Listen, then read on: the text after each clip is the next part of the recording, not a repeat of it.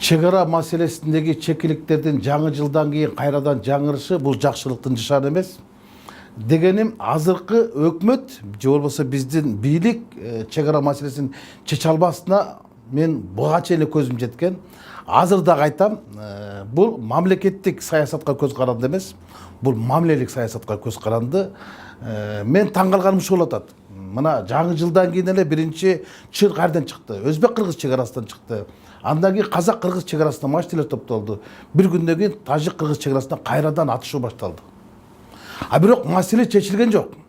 2 жылдан бери 2 метр жерди демаркация кыла албаган өкмөткө ишеним артыштын канчалык кажети бар? Бул мен таң калганым ушул болуп атат да, өкмөт башчы ошол күнү мен күттүм. Премьер-министрдин реакциясы кандай болот? Баткенде кайрадан ок атылды, кайрадан элге бүдөмүк салды. Премьер-министр айтат, мен катуу тапшырма бердим, күчөтүп кайтаргыла дейт. А буга чейин алар бош кайтарат эле. Демек премьер-министрдин ошол эле замат Казакстандын өкмөт башчысына чыгып, эмне үчүн силер тараптар мындай ээптин талаптарына каршы машиналар туруп калды. Тажикстандын премьер-министрине телефон чалып, кайрадан жаңжал башталды. Биз дагы мындай чараларды көрөбүз. Бул экинчи жолу силер тараптан чагым болуп атат деп мындай өктөм айтканга да өзбек-кыргыз чек арасы боюнча чыр чыкты, премьер-министр чыккан жок. А эмне үчүн айта албайт? Анткени бунун бардыгы мамлекеттик эмес, мамилелик саясатка көз каранды экенин көргөзүп турат. Азыркы өкмөт менен ошол биздин кошну мамлекеттер сүйлөшкүсү жок. Булар менен маселени да чечкиси жок. 2 жылдан бери 2 метр жер чечилген жок. Ана кайра эле сүйлөшүп, мына айтат 14-нде дагы жолугушуу болот дейт. Ошо Баткен областынын зам губернатору менен Солди областынын зам губернатору эмнени чечет? Алардын ыйгар укуктары жок. Алар жөн ошол кырдаалды жөнгө салуу үчүн эле маселени биргелешип патруль кылайык, ошол чек араны эме кылайык. Экинчи мындай нерселерге чырчатактар жол бербейик деген нерсе чырчатат. А демаркация маселе эмне үчүн токтоп турат? Эмне үчүн жанагы биргелешкен комиссия жолукту эле мына декабрь айы эмес, сентябрь айында чоң чыр чыкты эле. Ошондо жолукканда бул өкмөт башчы ынанымдуу келип жогорку кеңеште бизди ишендирди эле. Мына маселени биз кабыргасынан койдук, тажик тараптан макул болду. Мен өзүм бар сүйлөшүүлөр жылысып келдим. Иш башталат. Кана иш башталган? Башталган жок. Менимче бул азыркы өкмөттү ушу чек ара маселесин чече албаган үчүн отставкага кетирген толук негиз бар болчу. Толук негиз бар болчу. Эмне үчүн менин кесиптештерим ушул маселени кабыргасынан койбой жатат? Эмне үчүн чек ара маселесине киргенде чечкиндүү аракеттер болбой жатат? Анда чек ара маселеси боюнча мисалы вице-премьер Разаковду ал менен тажик тарап сүйлөшкүсү келбей атат. Жергиликтүү эл дагы Жеңиш Разаковго ишеним артпай атат. Анда омбудсмен Током Мамытов тап баргыла. Мурун чечип жүргөн да. Анда кайта Курсан Асановду орундап келгиле. Ошол чечсин. Бизде ошол жана чек ара маселелерин координациялай турган куратор болгон Жеңиш Разаковго тажик тараптан жергиликтүү эл ишеним артпаса биз аны кайта сүйлөшүүгө жөнөтүп атабыз да. Бул деген эмнени билдирет? Бул деген жанагы суу кыйбагын толбоско сөз айтпагын болбоско деген эле кеп да. Ал экинчи суроо ошол эле жакын арада факт чеккейчи башкы редактор сабалда да чаламан чак түшүндү. Чанан бул барган сайын эле сөз эркиндигине болгон бир кысымдарды деп баласак болобу?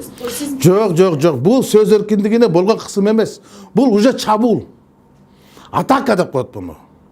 Лучшая защита это атака дейт. Алар коргонуп отурбай эми атакага өттү. Буну мен таң калганым ушул болуп атат. Ички иштер министрлиги Болот Темировду сабап кеткенден кийин карактоо боюнча кылмыш ишин козгоптур. Журналисттин эмне үчүн ошол журналистти маселен башка кылмыш ишин козгогон жок. Мисалы адам өлтүрүү фактысы боюнча аны токмоктоп атпайбы? Токмоктоп сабап чакалайдын чак түшүндө. Ал белгилүү. Ал журналист. Ал айтып атат, менин кызматтык ишим берде себепкер болду деп атат. Менин ошол Матраимовдордун жубайынын мүлкү жөнүндө жазып койгондугум үчүн себеп болду деп ачык жазып атса, була карактоо менен кылмыш ишин козготот да. Бул деген 2010 жылы 3 мартта Сыргак Абдылдаевди так ушундай кылып чакалайын чакшын сабап кеткен. Ошондо дагы ички иштер министрлиги жөнөкөй эле бир хулигандык, бейбаштык боюнча кылмыш ишин козгогон. 3 мартта. 13 мартта Медет Садыркуловду өлтүрүп кетишти, өрттөп кетишти. А бизде ошондо эмне деп иш козгоду? Катардагы жол кырсыгы деп иш козгогон. А бирок кийин иликтеп, жиликтеп чыккандан кийин Сыргак Абдулдаевге кол салуунун башында ошол кездеги президент иниси Жаныш Бакеев башта турганын Парманкулов, ГУРдун башчылары, бир топ МВДнын чоң чиновниктери өздөрү уюштурган ачыкка чыкпадыбы? Садыркуловду өртөп жиберген ачыкка чыкпадыбы? Жол кырсыгынан кайтыш болуп эле. Азыркы тиле туура ушундай болуп атпайбы? Анан таң калганым, маселен да биз жанагы клубтун журналисттерин чакырып сурап атпайбы? А берде күбөнү таппай атат. Күнөөнү тага албай атат да. Эң негизгиси берде эмес. Эң негизгиси ички иштер министринин тергөө кызматынын башчысы кудасы болуп атпайбы? Айыпталып жаткан адамдардын, шектелип жаткандардын. Анан иш ордон жүрөбү? Мисалы Памир Асанов деген алардын кудасы. Ал 55 жаштан ашып кетти. Ал пенсияга кетиш керек деп өткөндө эле эмполо жаска болчу. А бирок бүгүн отурат. Андайда Памир Асанов айтыш керек болчу. Менин атым аталып атканда мен кызматыман убактылуу четтеп турушум керек. Же болбосо башка бирөө көзөмөл алып жатты. Ички иштер министри биз бул кылмыш ишин көзөмөлгө алдык деп ошол жака тапшырып атат. Анын тергөө башкармасынын башчысы ошо шектелип аткан кишилердин бир тууган кудасы болуп атпайбы? Ана кантип биз ошо актыкты күтөбүз? Анда башка бир орган алыш керек да. Маселен АКСП, же болбосо ГКМБ башка бир органга бериш керек болчу ички иштер министри. Же болбосо ички иштер министрлиги бул немеден иликтөөдөн четтеш керек. Бизде кызматтык мындай неме болуп калат, кызыкчылыктардын тиреши болуп калат деп туруп ал четтеш керек болчу да. Жок, андай болбой эле биз неме да. А бирок тапкан жок да. Мына ички иштер министрлиги эмне үчүн ушул карактоо боюнча ишти козгоп коюп турган эчтекени таппай отурушат? Бул журналисттерге мына 10 унчукту, коом унчукту. А бийлик унчукпай атпайбы? Бийлик эмне унчукпай атат? Бул журналист өзү айтты. Мен өмүрүмдү тобокелге сайдым деди. Болот айтты. Мен өмүрүмдү тобокелге салдым. Мен ар бир тыйынды аныктап чыгам деди. Ал түз шектүү адамды көргөзүп атат.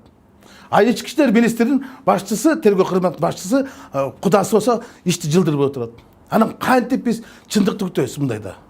Мындай болбойт да. Мындай болбойт. Ошон үчүн туура айтты менин кесиптешим Жанар Акаев.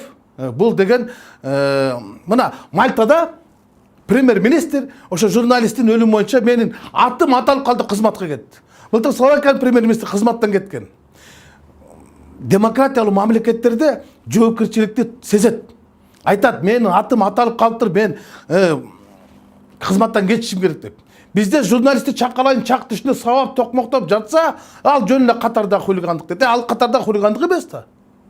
Анда бардыгын сабай бериш керекпи? Анан деги эле бул ички иштер министрлигинде бир дагы реформа жок. Ички иштер министрлиги ал кыскартып айтканда ички ИИМ ички иштер министрлиги. Азыр болсо ишкерге иштеген мекеме деп аталып калды да. Мен ошондой эле кабыл алып калдым да. Бир дагы мындай ушу ички иштер министрлигиндеги азыр жаңы кодекстердин талабы менен иш алып барган көрө элекмин. Жалаң гана тапшырмалар менен, буйруктар менен, заказдар менен. Мына бүгүн эле дагы чыкты. Ошто Айтмамат Кадырбаевдин мурдагы мэрдин, азыркы зам министрдин инисин уртак болуп калып кетиптир. Уюшкан кылмыштуу топтун мүчөлөрү да атат. Ички иштер министрлиги эчтеке билбегенде отурат. Бизде опугу жок деп жоопкерчилик отчет берип атат. Бул эмнени билдирет? Бул деген эмне дегенин билдирет? Ички иштер министрлиги эгер ушундай иш менен алып отурса, анда мен билбейм, эртең келечегибиз кандай болуп кетерин. Түшүнүктүү, рахмат сизге.